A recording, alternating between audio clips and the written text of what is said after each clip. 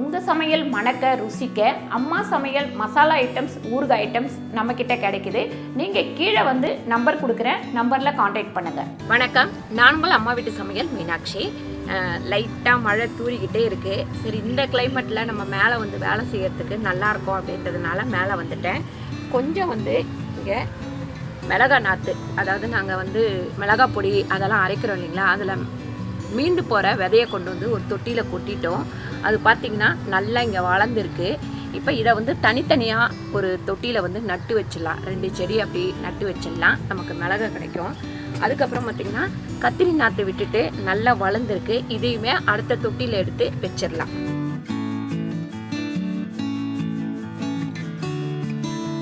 பாருங்கள், கத்திரிக்காய் நாற்று அப்படி நல்லா வந்து கொஞ்சம் விளைஞ்சிருந்தது. இது பார்த்திங்கன்னா எனக்கு வெள்ளை கத்திரிக்காய்ன்னு தான் நினைக்கிறேன், மறந்து போயிடுச்சு எந்த விதை போட்டேன் அப்படின்னு சொல்லிட்டு.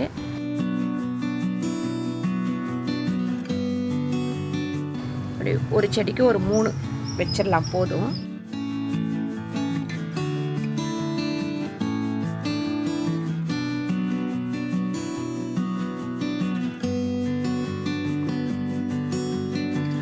இந்த சீசனில் நம்ம வந்து நிறைய செடி போடலாம். ஏன்னு கேட்டிங்கன்னா தை பிறக்கும் போது நம்மளுக்கு நல்லா காய்கறி எல்லாமே கிடைக்கும். மார்கழி தையில் வந்து நல்ல காய்கறி கிடைக்கும். அதனால் இப்போவே நம்ம போட்டு வச்சாதான் விதையெல்லாம். இன்னும் கொஞ்சம் நம்ம காய்கறி விதையெல்லாம் சிலதெல்லாம் போட்டு வைக்கலாம் நம்ம.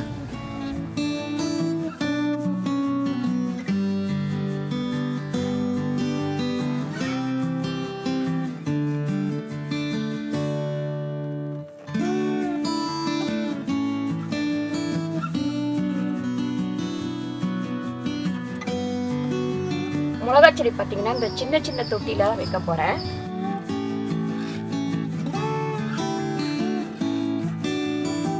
இந்த மாதிரி 2 செடி வச்சுக்கலாம்.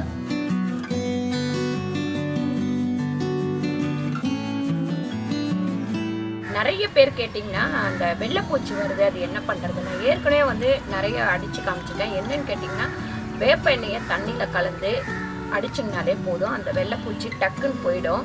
நம்மளும் வந்து அந்த மாதிரி அடித்து நம்ம செடியிலையும் நிறைய வந்து செம்பருத்தி செடியில் இருந்தது, அதை அடித்து இப்போ கிளியர் ஆகிடுச்சு பாருங்கள் அந்த செடியில் ஃபுல்லாகவே. அதுக்கப்புறம் பார்த்திங்கன்னா இஞ்சி, பச்சை மிளகாய், பூண்டு சரி சமமாக எடுத்துக்கோங்க. நீங்கள் எவ்வளோ தொட்டி வச்சுருக்கீங்கன்னு பாருங்கள். ஒரு 5 தொட்டி வச்சுருந்தீங்கன்னா 5 பச்சை மிளகாய், ஒரு 5 பல்லு பூண்டு, ஒரு சின்ன துண்டு இஞ்சி, இது 3த்தையும் நல்லா அரைச்சிட்டு நைட்டு தண்ணியில் கலந்து வச்சுருங்க. வச்சுட்டு காலையில் எழுந்திரிச்சு அதை நல்லா வடிகட்டிட்டு இந்த மாதிரி பாட்டிலில் ஊற்றி நீங்கள் வந்து செடிக்கு மேலே வந்து அடிச்சுட்டு வரலாம். ஏன்னா செடி மேலே அடிச்சிங்கன்னா தான் அந்த வெள்ளைப்பூச்சி வராமல் இருக்கும். அது மட்டும் இல்லை, அதை அடிக்கும் போது உங்களுக்கு சூப்பராக வந்து அந்த செடி வளரவும் ஆரம்பிச்சிடும். நீங்கள் இதையே ஃபாலோ பண்ணுங்கள். அதுக்கடுத்து பார்த்தீங்கன்னா நீர்மோர் கரைச்சல்னு சொல்லிட்டு தேங்காய் வந்து ஒரு நிறைய செடி இருக்குது அப்படின்னா தேங்காய், ஒரு தேங்காய் எடுத்துக்கோங்க. நல்லா தேங்காய் பால் எடுத்துருங்க. மோர் வந்து ஒரு பேக்கெட்டு, அதாவது தயிரை வந்து மோர் அடிச்சுக்கோங்க. ஒரு பாத்திரத்தில் முதல்ல வந்து 2 நாளைக்கு முன்னாடி மோர் நல்லா வந்து புளிக்கட்டும். புளிச்சதுக்கப்புறம் அதுக்கு அடுத்த நாள் வந்து தேங்காவை பால் எடுத்து கலந்து வச்சுருங்க நைட்டே. மறுநாள் காலையில் அதை வந்து நம்ம செடிக்கும் அடிக்கலாம், வேருக்கும் ஊற்றலாம். அப்படி ஊற்றும் போது சூப்பராக செடி வந்து வளரும் உங்களுக்கு. நிறைய பேர் கேட்குறீங்க, எப்படிமா உங்களுக்கு மட்டும் இவ்வளோ நல்லா செடி வளருது அப்படின்னு. இந்த மாதிரி சின்ன சின்ன விஷயங்கள் நான் அடிக்கடிக்கு பண்ணிகிட்டே வருவேன். அது தவிர ஒரு காய்கறி கழிவை கூட நான் வேஸ்ட் பண்ணுறதே கிடையாது. அதை கொண்டு வந்து செடியில் போட்டுருவேன், இல்லைனா மிக்சியில் ஓட்டி அதை கொண்டு வந்து வேருக்கு ஊற்றிடுவேன். இந்த மாதிரி எதுவுமே வெங்காயம் ஆகட்டும், பூண்டு தோல் ஆகட்டும், தக்காளி வேஸ்ட்டு, கத்திரிக்காய், இந்த மாதிரி எந்த காய்கறி கழிவையும் நான் வேஸ்ட் பண்ணுறதே கிடையாது. ஒன்று உரமாக்குறது, இல்லைனா செடிக்கு போட்டுறது. அந்த மாதிரி போடுறதோடு தான் நமக்கு வந்து செடி வந்து நல்லா வளர்ந்துட்டுருக்கு. இப்போ நிறைய பேர் சிலர்லாம் மாடியில் வந்து இவ்வளோ செடி வச்சுருக்கீங்களா அப்படிலாம் கேட்டிருக்கீங்க. நான் ஏற்கனவே சொன்னது தான், 20 நாளைக்கு ஒரு முறை இல்லைனா ஒரு மாதத்துக்கு ஒரு முறை தொட்டிகளை மாற்றி மாற்றி வச்சுட்டு அந்த இடத்த காய விடணும். ஒரு நாள் ஃபுல்லாக காய விட்டுட்டு நல்லா பெருக்கி விட்டுட்டு கழுவி தள்ளிட்டு மறுபடியும் அந்த இடத்துல தொட்டி கொண்டு போய் வச்சிங்கன்னா மாடிக்கு எந்த பாதிப்புமே வராது. இது வந்து நம்ம வந்து நிறைய வருஷமாக நான் ஃபாலோ பண்ணிகிட்டு இருக்கிற ஒரு விஷயந்தான். அதே மாதிரி வழிய தண்ணி விட்டு அந்த தொட்டியிலேருந்து தண்ணி கீழே வழிஞ்சிக்கிட்டே இருக்கக்கூடாது. லிமிட்டாக தண்ணி ஊற்றி அந்த தண்ணி இன்றைக்கி ஒரு நாள் போதும் அப்படின்ற அளவுக்கு தண்ணி ஊற்றுங்க.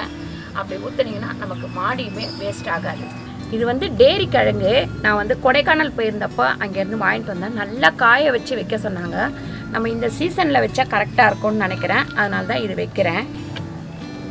பாருங்க, இந்த அளவுக்கு பள்ளம் பண்ணிட்டு இதை அப்படியே நம்ம வச்சிடலாம்.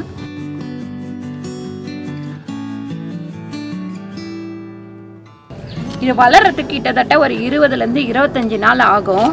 அப்படி தான் சொன்னாங்கங்க நமக்கு இந்த கிழங்கு கொடுக்கும் போது. அதனால் இதை நல்லா வச்சிடுவோம். இன்னும் கொஞ்சம் மண் போட்டுடலாம். செம்பருத்தி செடி திடீர்னு பார்த்திங்கன்னா பூக்கவே இல்லை.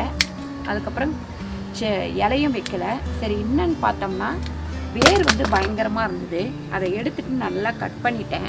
கட் பண்ணிவிட்டு இப்போ வச்சுருவோம். இதில் வச்சுட்டு நல்லா மண் போட்டுடலாம்.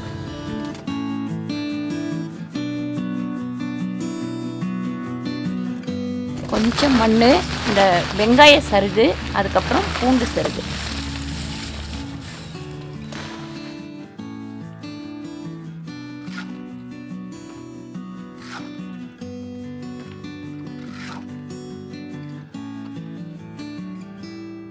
இந்த மல்லி செடியுமே நம்ம ரொம்ப நாள் ஆச்சு தொட்டி மாற்றி. அதனால் இப்போ தொட்டியை மாற்றிட்டு மண்ணை கீழே கொட்டிட்டு அடுத்து புது மண் கொஞ்சம் போட்டு வைக்கலாம். பாருங்க, நிறைய பேர் செடி கொஞ்ச நாள் ஆனவொன்னே வளர மாட்டேங்குது, அதுக்கப்புறம் பூக்க மாட்டேங்குது, இப்படி நிறைய கம்ப்ளைண்ட்டு. என்னம்மா பண்ணுறதுன்னு கேட்டிங்க. பார்த்தீங்களா எப்படி வேர்லாம் வந்து இதுவாகி இருக்குது, மண்ணே இல்லாத அளவுக்கு. அதனால் இந்த மாதிரி நம்ம ஒரு 6 மாதத்துக்கு ஒரு முறை, 1 வருஷத்துக்கு ஒரு முறை இதை எடுத்துகிட்டு பண்ணாதான் நமக்கு வந்து அடுத்த செடி வந்து சூப்பராக வளரும், சீசனுக்கு வந்து பூக்கும்.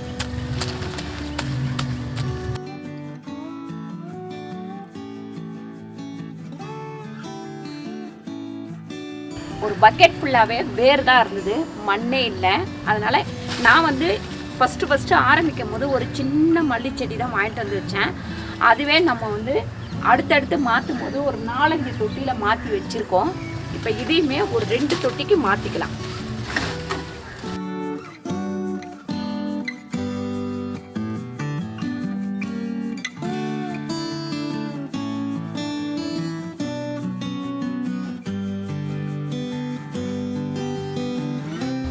மல்லியோட செடியிலேருந்து நான் இது எல்லாமே கட் பண்ணேன். அதெல்லாம் அடியில் போட்டுடலாம் தொட்டியில்.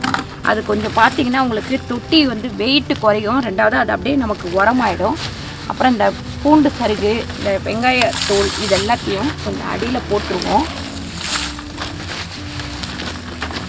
போட்டுட்டு மண் போட்டுடலாம்.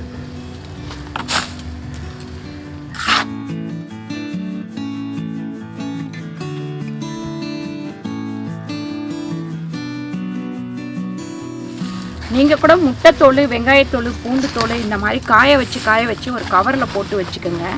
நம்ம எப்போ வேணுமோ அப்போ வந்து செடி வைக்கும் போது இந்த மாதிரி போட்டிங்கன்னா உங்களுக்கு நல்ல ஒரு சத்து செடிக்கு கிடைக்கும். ரெண்டாவது, இயற்கையாக நம்ம வளர்க்குறோம் அப்படின்னா இந்த மாதிரி காய்கறி வீட்டில் யூஸ் பண்ணுற இந்த சில பொருளெல்லாம் வேஸ்ட் ஆக்காமல் இந்த மாதிரி போடலாம்.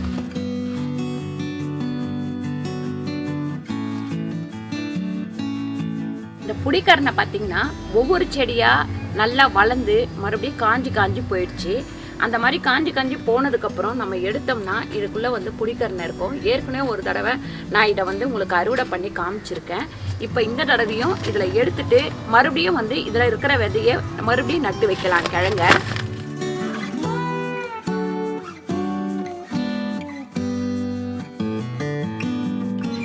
சைடெல்லாம் கிழங்கு இருக்கு பாருங்க.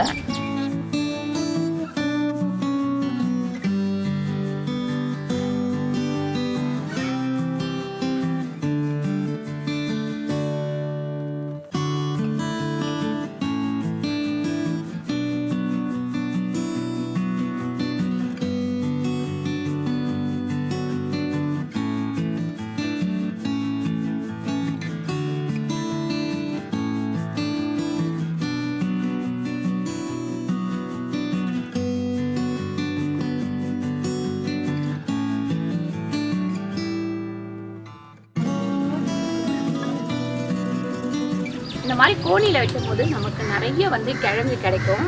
இதை வந்து இந்த வேர் வரைக்கும் கட் பண்ணிவிட்டு மறுபடியும் நட்டு வச்சிடலாம். இந்த இடத்துல இருக்குது பாருங்கள், இதுதான் வளரும். இது வளராது, இது மட்டும் வளரும். இது அப்படியே நம்ம ஊனி வச்சிடலாம். பாருங்க, இது அப்படியே நம்ம ஊனி வச்சிடலாம்.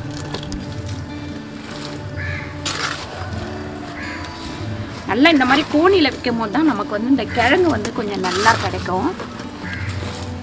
கத்திரிக்காய் நாற்றெல்லாம் வச்சாச்சு. நம்ம தண்ணி ஊற்றிக்கலாம். பாருங்க, புடிக்கரணை வந்து நல்லா வந்து கழுவி எடுத்துக்கலாம். நான் ஏற்கனவே சொல்லியிருக்கேன், புடிக்கரணை அதுக்கப்புறம் கருணைக்கிழங்கு சேப்பங்கிழங்கெல்லாம் விளைச்சல்லேருந்து எடுத்த உடனே நம்ம யூஸ் பண்ணக்கூடாது. யூஸ் பண்ணோம்னா ஒரு மாதிரி காரல் எடுக்கும். அதனால் கிட்டத்தட்ட ஒரு 10லேருந்து 15 நாள் அப்படியே வச்சிடணும். வச்சுட்டு தான் இதை நம்ம சமைக்கணும். 1 கிலோ கிட்ட கிடச்சிருக்கு இந்த வாட்டி. இப்போ வச்சிருக்கிற செடி எப்படியும் நம்மளுக்கு பொங்கலுக்கு வந்து கண்டிப்பாக கருணைக்கிழங்கு சேப்பங்கிழங்கு புடிக்கரணை கிடைக்கும் நமக்கு. அப்போ அதை நம்ம எடுத்துக்கலாம். இது ஏன் இவ்வளோ மெலிசாக இருக்குன்னு பார்த்தீங்கன்னா, இந்த வாட்டி மண் வந்து களிப்பாயிடுச்சு. நான் கோணியில் போட்டு வச்சப்போ கொஞ்சம் மணல் பக்குவத்தில் இருந்தால் இது வந்து நல்லா விளையும். சூப்பராக நம்மளுக்கு 1 கிலோ கிட்டத்தட்ட புடிக்கரணை கிடச்சிருக்கு. இந்த மாதிரி மாடி தோட்டத்தை நீங்கள் வந்து அடிக்கடிக்கு அதை பார்த்துக்கிட்டே இருக்கணும். நம்ம குழந்தைங்கள வளர்க்குற மாதிரி தான் நம்ம செடிகளையும் வளர்க்கணும். அந்த மாதிரி வளர்த்தா தான் நமக்கு வந்து நல்ல விளைச்சல் கொடுக்கும். இங்கே மட்டும் கிடையாது, கிராமத்தில் கூட நம்ம பயிர் வைக்கிறோம் அப்படின்னா அதுங்களை குழந்த மாதிரி பார்த்துக்கிட்டா தான் நல்ல விளைச்சல் எடுக்க முடியும். ஏதோ பண்ணோம் அப்படின்னு பண்ணோம்னா எதுலையுமே வந்து நம்ம சக்ஸஸ் எடுக்க முடியாது. இந்த வீடியோ உங்களுக்கு ரொம்ப யூஸ்ஃபுல்லாக இருக்கும்னு நினைக்கிறேன். இந்த வீடியோ உங்களுக்கு பிடிச்சிருந்தா லைக் பண்ணுங்கள், ஷேர் பண்ணுங்கள், சப்ஸ்கிரைப் பண்ணுங்கள், ஃபேஸ்புக்கில் ஷேர் பண்ணுங்கள், மறக்காமல் கமெண்ட் பண்ணுங்கள்.